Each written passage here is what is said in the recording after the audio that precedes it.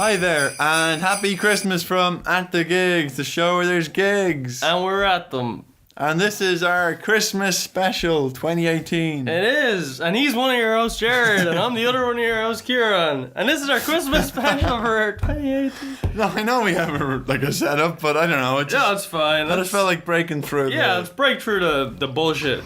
Isn't it funny how... Make no mistake about it, what we present to you 25 straight weeks is absolute bullshit. Do you feel like every other week there's this huge audience, but like this week I feel like no one actually watches this? Yeah, I mean, yeah, like you have the occasional fucking anomaly of like 500 plus views. And then you get like 50, you get 20. Remember the fucking SoundCloud days when it like was 3 or something? Oh, that was brutal. Like, I mean, 50 is huge compared to the 3, but... They're good episodes though, I liked the audio. They were cool. Yeah, me too.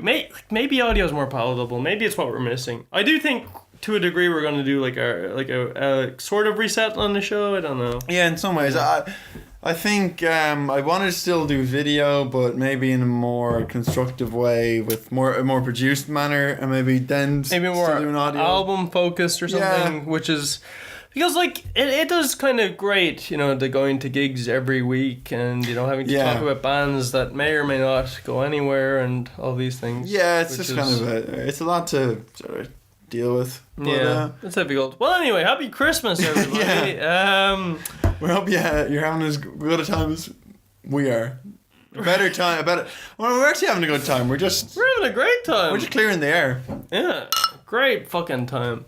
Clearing that air. Smoggy air. Well, let's get started on the let's get started. Show. I don't know. Are we starting with music news? What are we starting with? I was gonna just ask you a question. Oh, ask me that question. Okay, I was gonna say, how was 2018 musically for you? 2018 musically for me, well, it's interesting because 2018, at the beginning of 2018, I made the very peculiar decision to go into podcasting exclusively about music, so it was more musical than most years, I'll give you that. I'll take that. There were some highs, there were some mild lows. I don't think I had any exceptional lows musically, particularly at live music. No, you know, I feel like doing this podcast was like the ultimate celebration of a hobby. I felt like every other year, I don't know what that means, but I felt like every other year I wanted to go to more gigs and never really did. Yeah, I feel like this year we went to a lot of gigs. You have to kind of build up the discipline, and if you look at it, okay, so a year has 52 weeks. Yeah. This is our 26th episode. That means roughly once every 2 weeks we went to a gig. Wait, how does that work? That sounds good. How the fuck does that work, actually? Because like we've missed like whole chunks of time. 8 weeks. Yeah, we have half of a year's worth of episodes. Yeah. What gives? That's a real kicking. That doesn't make any sense. It makes zero sense, right? This is our 26th episode, so... And we started in 2018. We started... We're not even a year old. Around January really, 20. So...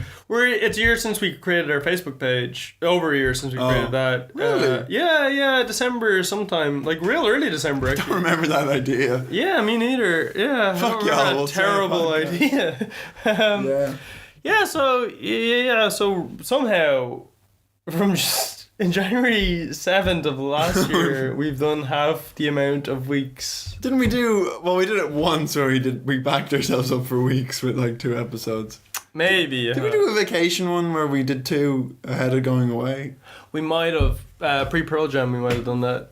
Well, that's impressive. Which was my fucking musical highlight of the year while we're at it. Oh, shit. I think, unquestionably, my best gig of the year, I think. Because, I mean, really, like, look at the fucking competition, right?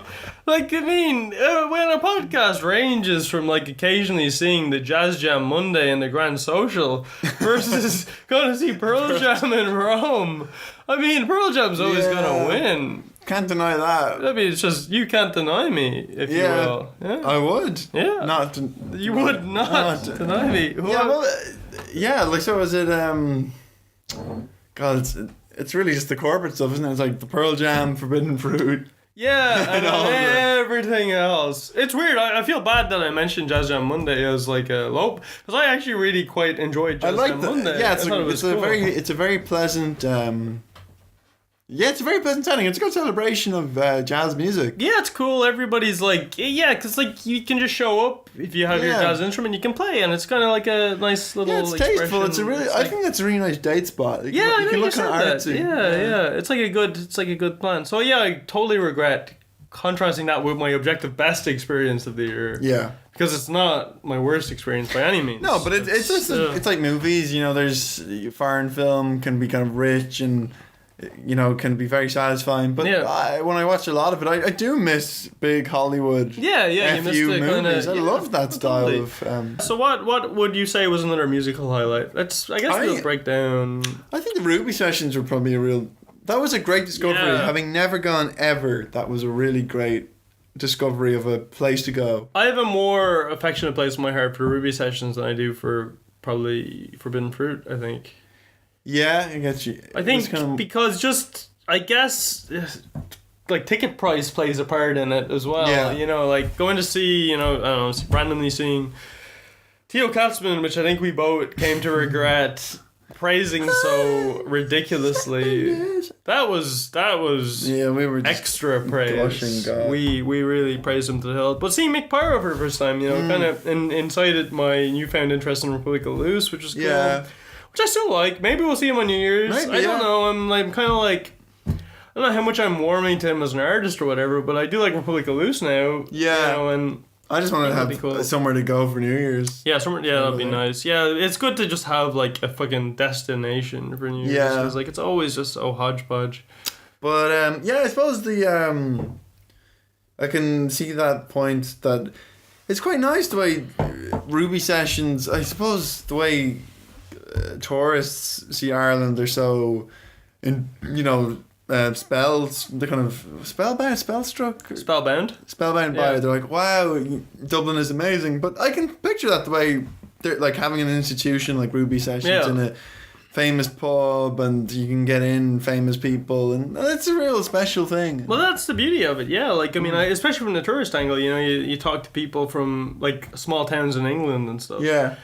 And, like, the town may be bigger than fucking all of Dublin, but it's a small British town, and they get zero culture whatsoever. Like, they would kill for any concert ever. Yeah. And they have to travel to, like, some city or Kill for it. But, like, Dublin, like, we get the fucking Ruby sessions. Like, a Wolfpack fan will just see fucking Theo Katzman drop into this tiny, beautiful little city.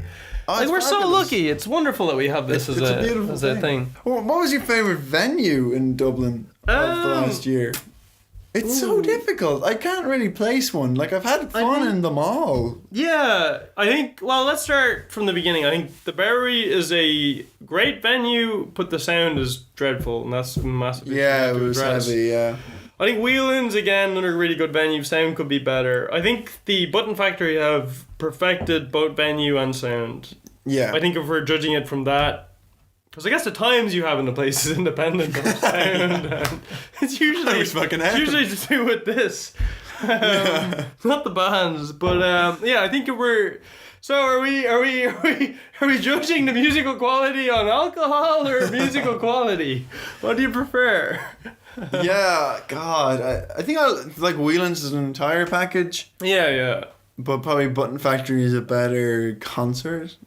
Definitely it's a better concert because it's like the stage is up. Yeah. Whelan's it's like it's very low. Yeah, you're right there. Yeah, right there. I think actually if we're talking about like Irish gig of the year, I think the Whelan's Movember gig was really solid start to finish gig. I think Rocktober was also kind of cool, but very quiet and we weren't in the right place. We weren't in the right frame of mind to enjoy Wasn't busy enough, really. No. Our livers didn't have a lot to do that night. But I would put Movember up there with the it's hard to think of outside of the big ones like Pearl Jam, Forbidden Fruit. Probably like a Ruby's. Yeah. The Movember and I don't know, something like I think that's gig. Certainly. So, like, what's the Mount Rushmore of at the gigs first year? I quite liked Halloween night and Button. Who do you think has the biggest future, and who do you want to have the biggest future Oh, interesting. Because I know who has the biggest future. Ding. And we all know how I feel about them. Yeah. You, me, and Connor. Hey, Connor, shout out to you. Shout out to Connor. Thanks for all the watching. Yeah, he's the only guy watching this probably. He's probably gonna have the gigs as well. Yeah, responsible for 90% of the memory loss of our entire gig going experience. So I think, which is unfair to say, like, I think Thumper are fine. I think they have the brightest future. I think they're totally going places. I think Thumper are probably definitely going places. Mm-hmm. Of course, and it's not even it's the way you're saying it. Like, you like, it doesn't have to be begrudging, because I feel like a lot of bands can be. Sorry, I feel like a lot of bands can be a U2. It really just takes an attitude. Same with Metallica. Like, there's probably a lot of metal bands that could do a bit. Have gone to that level, but they just didn't want to. So it's, I feel like we've even seen bands exactly like that. Like, I mean, Overlookers, or not Overlookers. Who were the fucking main act on Halloween after Thumper? Oh, Megacone. They were kind of more metally, right? Or like I don't know. It just felt like it was missing that little push. Yeah, but I think it's like you have to want it to have it, and I commend Thumper for having enough ambition to kind of keep hitting, like, keep being on the stepping stones, because not all bands see it that way, and that's why they don't keep going. No, totally. Like, I mean, and also, they're in that kind of prestigious ground in Irish. They did the opening half of the White Album when we saw it. I know usually we cover a gig, but we decided not to this time. But we did go to see. That was our last gig. Yeah, we saw Thumper and iHeart performed the White Album. Yeah, which was cool. Which was totally cool. Yeah, I think Thumper did a rollicking first half. It's weird, okay, because I'm not like a huge Thumper fan, but I really like Thumper when they sound like the Beatles. Yeah. It's like they almost like the Beatles songs are good or something. No, it is funny. I hate that when I'm enjoying a song and then it's a cover. I'm like, shit. Happened to him with Echo Fold recently. You know the name of that song. I was impressed. You did your research in the end. I don't even know the name of the song. I just knew it was a cover. I just said Al Green. Maybe it's not Al Green. But Al Green. Probably look this up. Al Green screen. Oh, yeah. Not that this is a green screen. This is an open fire and a Christmas tree, depending on my skills. So hot. Yeah. Oh, fuck. But God, do you feel like one day you won't be able to live anymore and be dead, I mean, like, even walk, I don't know, even approach Thumper in the street, like, do you think they'll be huge or what? Like, no, I don't actually think they're going to be huge. I think they're going to be very successful. But you know what I mean when I say huge. Like, I think we're post massive Irish celebrity right now. Like, what's their most recent one? Hozier? He already seems approachable on the street. And maybe the Irish are exceptionally bad at maintaining momentum, because, like, there was a point where Hozier would take me to church, like a huge fucking unobtainable star. He might have done SNL, I don't remember. Did he do SNL? I don't know, actually. Maybe he didn't. No, I'm maybe making this up. But that was definitely a huge fucking thing. And already now, I feel like there's been so much of a lapse. Like, what in the fuck? What was it, like 2014 or something? He hasn't released another album, actually. Yeah, I know, right? Like, there's just... It's like... remember the Trills? Do you remember the Trills? No. Maybe they... Oh, you don't even remember them? I think it's like supported Paul McCartney when he was here. They were like a pretty big Irish band. They had a song called Whatever Happened to Corey Haim. You know Corey Haim? The twin of the... Yeah, they were like going to be big and then just lapsed. Like, nobody has that fucking U2 we're going to keep chugging along, drive anymore. Don't care. Yeah, that's it. I don't know. I don't think anybody has that drive in, like, Irish music right now. Like, I think even, like, so what, Picture Disc, I guess? Picture Discs, I'd rather. Yeah. I'm sure they have Picture Discs as well. Fight Like Apes, they quit. I don't even know them. I've heard the name. I don't even know them. Like you're saying, I heard the name. I was like, they're big, but they call it quits. The Stripes call it quits. Yeah. What is it about fucking Irish music? It's almost like... Imagine how hard it is, okay? Yeah. To be an Irish band producing music. And then imagine how hard it is to be an Irish music podcast covering these bands that keep winning. Yeah, imagine how hard really that is. Fucking hard. No, actually, I do remember that. I was at a festival and I was talking to some of the artists, and Yeah, they were saying the Irish scene is shit for like support. Like he was saying that in some way their song was huge in Brazil. Yeah. Because of the Spotify streaming. You could see data. the location. Yeah. But there was no possible way of touring Brazil, or it would be just too expensive. Yeah. But that was the market, you know? Yeah, that's so interesting. And like you're just here in fucking Ireland, and these fuck ups aren't even your top streaming. Not even supporting you. Yeah, so I think it's weird. You know, do you think it's oversaturation? What do you think it is about the Irish music scene that's not clicking? Because like, there's talent there by the gallons. Yeah, it's weird but it just doesn't seem to. It's the same with you two have this huge relationship with America. Yeah. And they kind of fell in love with it, and the Joshua Tree kind of reflects that and all this stuff. So it's almost like it's like, I don't know how it works exactly, but there's almost like the American support is like such a huge part of U2's their kind of lifeline. And that's it's like, well, I guess our population is just too small to be. You can't be supported globally just by the Irish background. That's gotta be. Well, Samuel Beckett moved to France. Maybe this has been a long-term fucking Irish arts issue. Well, no. Yeah, I don't know. God, there's so many bands. I feel like I'm missing a band that I really rooted for. It's so funny actually how like of all the t-shirts I have the Girlfriend t-shirt. Yeah. But I haven't just dropped off the face of the earth with them. Bitch Falcon was into, and then just... I never engaged with Bitch Falcon. I did actually for a solid Wild Thing Girlfriend We're Going Places. And I do to a degree think that. Yeah, well, I've just sort of left them behind. Yeah, I haven't like engaged post. Well, you know what? I always liked that song "Kill Your Feelings." You know that one? No.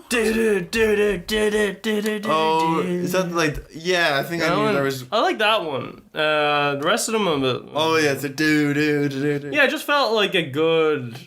It's weird. We have totally different ideas of how it sounds like, but we both understood it. Yeah. You know what I mean? Yeah. But yeah, like I totally felt like that could be like a real non-mainstream hit. You know what I mean? Like I felt like that was going places. You know what? What maybe made me kind of leave them? It's like when they got political, and I just mean this in terms of, you know, the way it's like this old joke about Bono and like, you know, every second, like every time I clap an African child starves, and everyone thinks that you've never heard this joke. It's like, stop clapping. It's the whole joke.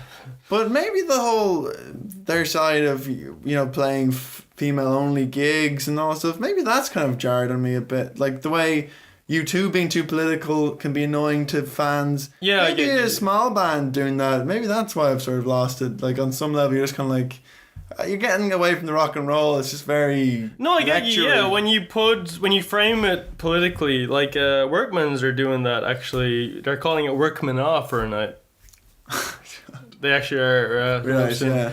And I get you totally. Like, it's like you would love if there was a world where rock and roll just stood on its own and you wouldn't have to notice any of these things. Yeah, I just wonder. You wouldn't have to. If Joan Jett's playing, I'll see Joan Jett. Yeah, if Joan Jett's awesome. If John Bon Jovi's playing, I'll see John Bon Jovi. In fact, you want to know how cool I am? Yeah. I would totally see Joan Jett way before I'd see John Bon Jovi. Yeah, exactly. So not a Bon Jovi guy. Like what? Like who makes you optimistic? Who makes you gung ho about the Irish future? Honestly, the one that comes most to mind, I don't even think we saw him this year, but I always got Otherkin. Didn't really listen to music that much, but when I saw them live, I was like, yeah, they have a rock and roll attitude. And you know what sucks? So the Metallica support acts have been announced. Yeah. And they're out there, despite Lars's that was for certain, yeah. unwavering love of them. Like, he fucking loves Otherkin. You gonna waver at all? Yeah, like, no, I won't waver. No. Like, maybe James made Lars's bitch again. What's your view of that relationship? I know you're always a Lars guy. I'm not the biggest Metallica. I don't know enough about them, but the way I looked at that documentary was an abusive relationship where James was like the guy that like hit Lars and shit. No, it's like, I think Lars is the hustler who makes it all happen. Yeah. I think James is really, really creative, and I think James is like really talented, and I think without Lars's energy, like it'd all just be in the bedroom kind of thing. Like okay. The music. Interesting. Yeah, well, I mean, we go in depth, I suppose, but I think Lars is more God. Super practical about it all. More, well, in the documentary, more stable and more from a European thing of expressing himself, and then James is more of a kind of closed off thing. So there's kind of like the one that would hug and the one that won't, and the kind of that kind of. I guess it shows in his alcoholism. I guess. Yeah, but they need each other. But they'll never be the same kind of person. But it seems like a healthier thing now. Do you think that whole Saint Anger debacle has marked their relationship forever? Do you think it has changed their dynamic going forward forever? Like, I mean, there's only so much like you can get shouted at, you can get like you've been through therapy with. Like, do you think it's like changed Metallica as a band, or? Yeah, I think so. Yeah, for the better or worse. Probably like like they haven't made as good of an album as they have. No, I think it seems healthier. I mean, I people don't realize how close they are to breaking up. Yeah. Which is an illuminating point. Thanks for making it me. Yeah, I think they got. I think just more. I think it's like it's probably like anything. Like there's 20-year marriages, and then it's like, what are we doing? Yeah. So it's I suppose it's like any relationship.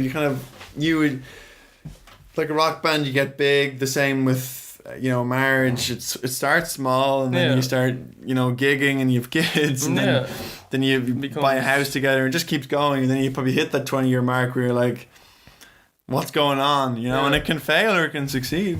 I think that documentary was like a gift to some kind of monster. I think it's to gift to cinema. So good, yeah, gift to cinema. Watching but also like on a broader level, like it's a gift to the idea that a man can't feel or something, because you get this masculine band Metallica, balls out, hard rock, and you see them going through therapy. You see them in their like most fragile moments, and it's like it's a really good documentary. Like that helped me buy a ticket to them like a year and a half later. That totally. No, I totally get that. I remember seeing an ad for the tour for the album before this album. Yeah. And they all just kind of look spooky, and I was like, I'm kind of scared. Yeah. But the scene documentary made me see the human side. Makes you warm to them. Yeah, definitely. I love that. Any band, I love watching more about them. I don't like being kind of a distance. I like getting a bit more intimate. That makes sense. Yeah.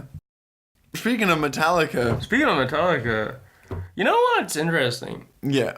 Their album from like 3 years ago. It's a pretty hot ticket, right? Yeah. The hottest Christmas present this year. Every kid wants Metallica's 3 years ago. Yeah, give me the latest Metallica album. Hardwired to Self-Destruct.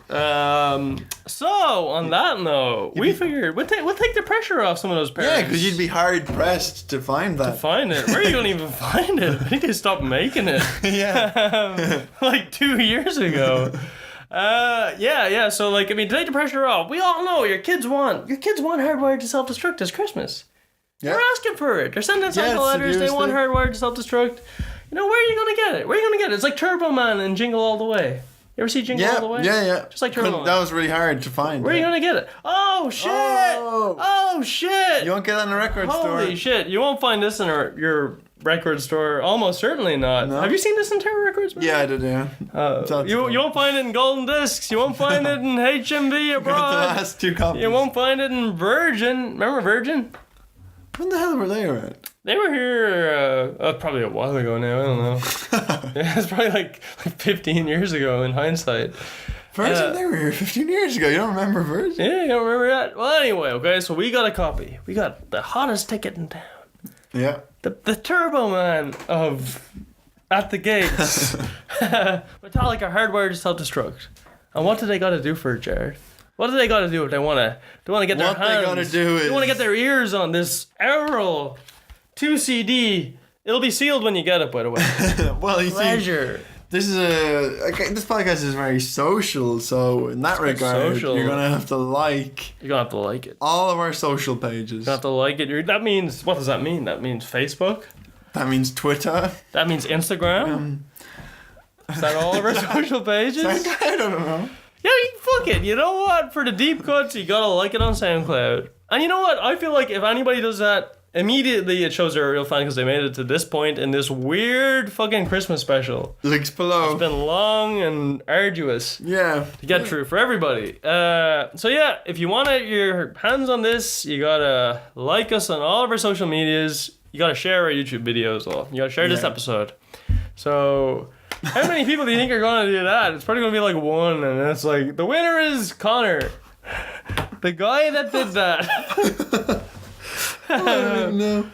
Well, yeah. Anyway, so that's what we got for you. But that was our last podcast for the year. That was our last podcast for the year. Good lord. Yeah. We'll be back in the new year with some version of the show. New projects and new... Yeah. Always keep an eye out for projects.